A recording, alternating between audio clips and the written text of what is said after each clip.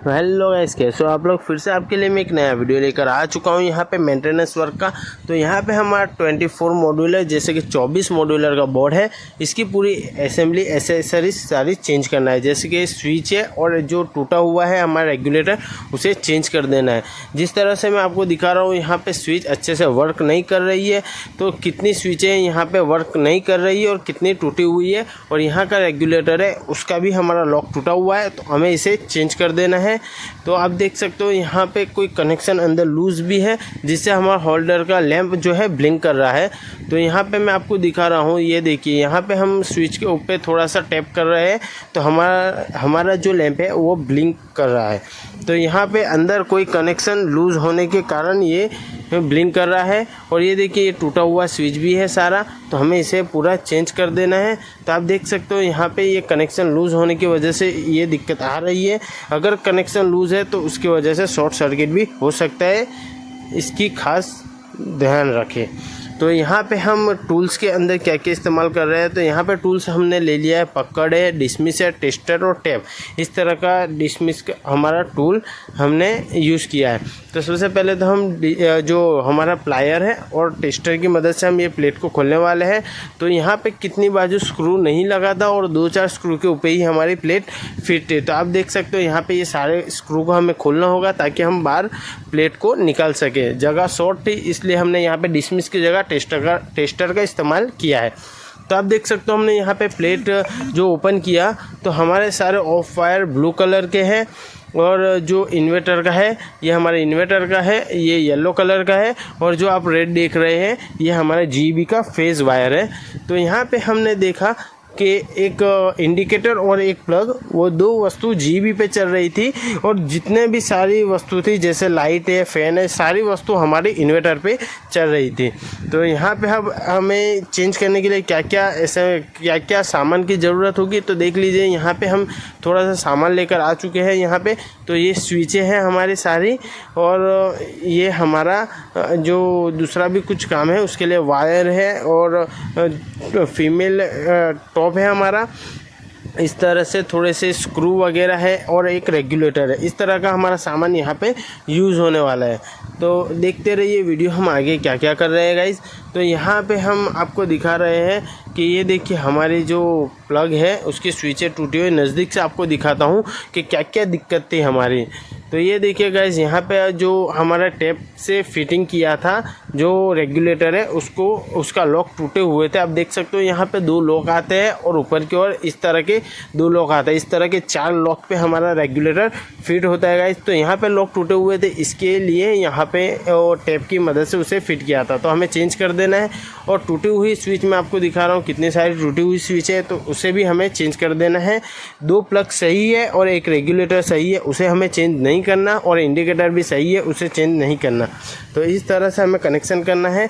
तो ये हमारा जीबी का मेन फेज़ है और ये हमारा मेन इन्वर्टर का फेज़ है। और ये आपको मैं दिखा रहा हूँ, ये सारे न्यूट्रल जॉइंट हैं यहाँ पे, और न्यूट्रल है ये हमारे सारे।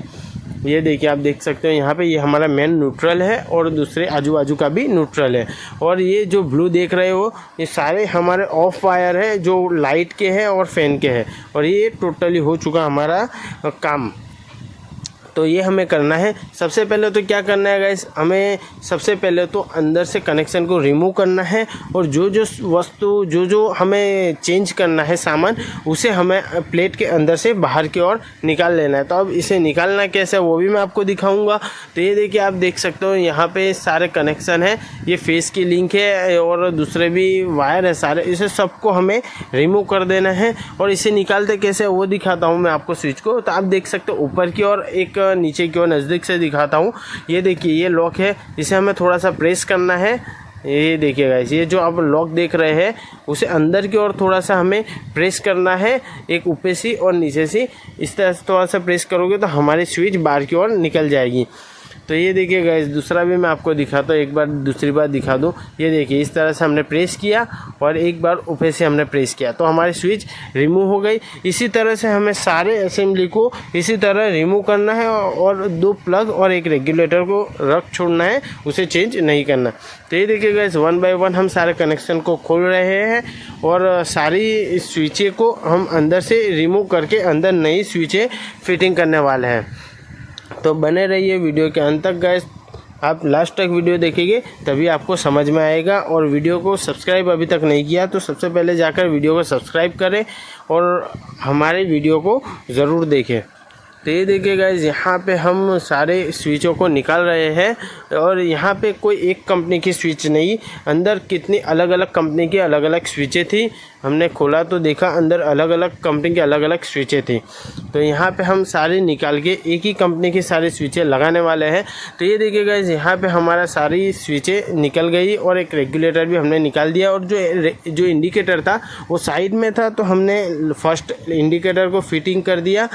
और इंडिकेटर में भी थोड़ी दिक्कत आ रही है, थोड़ा लॉक सही से फिट नहीं हो रहा, अभी टेम्पररी हम रखते हैं, लगेगा हमें तो हम इसे भी चेंज कर देंगे। तो ये देखिए गाइस, यहाँ पे 2 प्लग हो गए हमारे, एक रेगुलेटर और एक इंडिकेटर। तो अब ये देखिए स्विच का अंदर से भी डैमेज थी और यही कारण हमारे शॉर्ट सर्किट होता है। कुछ जो डैमेज वस्तु होती है सही से वायर फिट नहीं होते, लोड ज़्यादा आ जाता है, इसकी वजह से हमारा शॉर्ट सर्किट होने की आवश्यकता रहती है गाइस। तो ऐसा ना करें, जो बिगड़ा हुआ है उसे चेंज ज़रूर करें। तो ये देखिए गाइस, इसी तरह से हमें घर के अंदर शॉर्ट भी लग सकता है। तो ये देखिए हमारे रेगुलेटर के भी लॉक टूटे हुए थे, उसे भी हमें चेंज कर देना। और पूरी आपको असेंबली दिखा दिया इस तरह से। अब यहाँ पे जितने भी हॉल है उसके अंदर हमें एक रेगुलेटर और जितने भी सारे हैं हॉल उसके अंदर सारी स्विचें को फिट कर देना है। तो ये देखिएगा हम 1 बाय 1 सारी स्विचों को फिट कर रहे हैं। तो इसे किस तरह से फिट करना है वो देख लीजिए। जिस तरह से हमने रिमूव किया इसी तरह हमें इसे प्रेस करके फिटिंग करना है। तो ये देखिए गाइस, जो कंपनी का हमारा बोर्ड है उसका नाम लेकर वहाँ से स्विच लेकर आना है ताकि हमारी स्विच सही से प्लेट के अंदर फिट हो सके। कितनी बार अलग कंपनी की स्विच होती है और फिट नहीं होती तो दिक्कत आ सकती है, बार बार निकल जाएगी, कभी लॉक टूट जाएगा, ऐसे कुछ दिक्कत आ सकती है, कभी स्विच लूज़ रह सकती है। इसलिए हमेशा हमारा जो बोर्ड हो उसके अकॉर्डिंग हमें स्विच को लगाना है। तो देखिए गाइस, यहाँ पे हम सारी स्विचों को फिट कर रहे हैं और यहाँ पे हमें रेगुलेटर को भी फिट करना है। अभी इसका कनेक्शन भी मैं आपको आगे दिखाऊंगा कि कनेक्शन इसका किस तरह से करना है।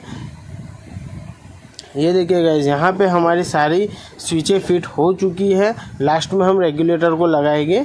सबसे पहले हम स्विच का कनेक्शन कर देंगे जहाँ पे हमें फेज़ वायर को लगाना है। फेज़ की लिंक जो हमेशा स्विच के अंदर आएगी और न्यूट्रल की लिंक हमेशा प्लग के अंदर आएगी।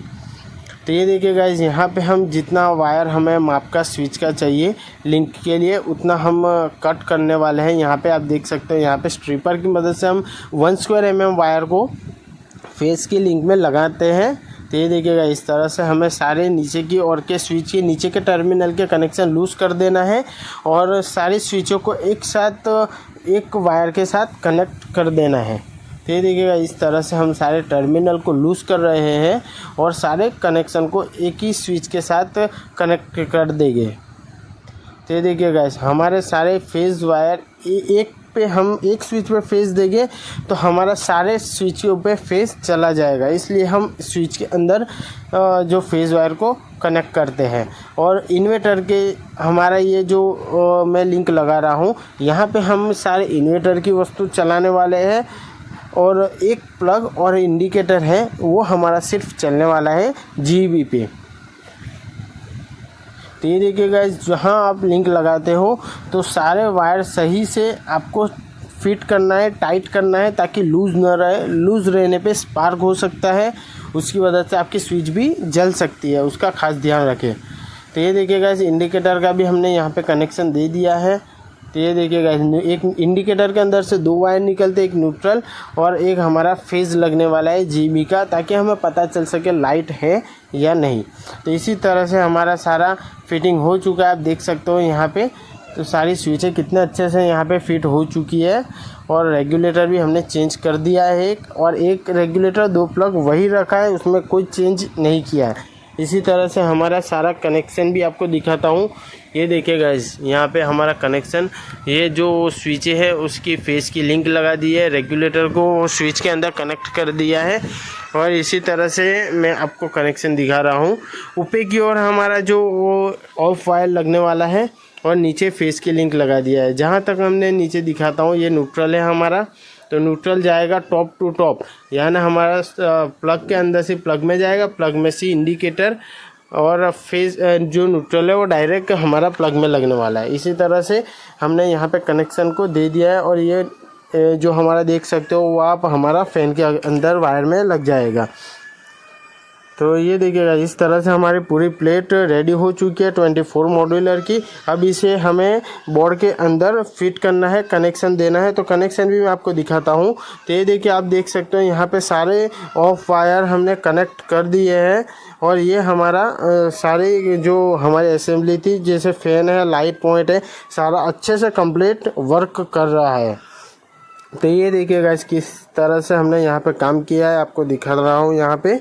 तो यहाँ पे हमारी सारी जो असेंबली थी अच्छे से फिट हो चुकी। इंडिकेटर भी यहाँ पे हमने थोड़ा सा चेंज कर दिया, दिक्कत आ रही थी इसलिए इंडिकेटर को भी चेंज ही कर दिया हमने।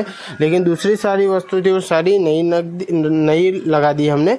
और आप देख सकते हो यहाँ पे हमने पीओपी के स्क्रू की मदद से सारे स्क्रू को अच्छे से फिट किया, और कितने बढ़िया से फिटिंग किया है बोर्ड। अगर हमें बोर्ड चेंज करना होता बोर्ड, तो ये चेंज नहीं हो पाता, क्योंकि हमारे ड्रिलिंग की कोई जगह नहीं थी, इसलिए हमने बोर्ड वही रखा है। सिर्फ जो असेंबली थी, हमारे एसेसरीज थी, उसे चेंज किया है। तो इसी तरह से हमारा बोर्ड का काम ख़त्म होता है। अब ये फ़ैन को हमें सीलिंग के ऊपर फिट करना है। तो उसके लिए यहाँ पे एक पॉइंट की आवश्यकता है। यहाँ पे हमने क्या किया, जो सेपरेट सारे होल्डर थे, तो होल्डर के अलग अलग पॉइंट आ रहे थे, तो हमने ये क्या किया, यहाँ से ये जो आप देख रहे हो, ये होल्डर के पॉइंट को फ़ैन का ऑफ बना दिया।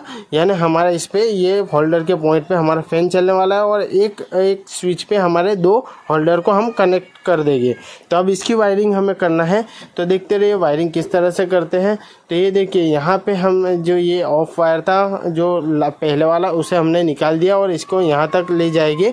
और ये जो आप ऑफ वायर देख रहे हो, तो हमने यहाँ से जो सामने जो बल्ब है हमारा होल्डर है, उसके अंदर से एक ऑफ वायर को निकाला और सामने होल्डर के अंदर दे दिया। तो हमारा एक ही स्विच पे 2 बल्ब चल जाएंगे।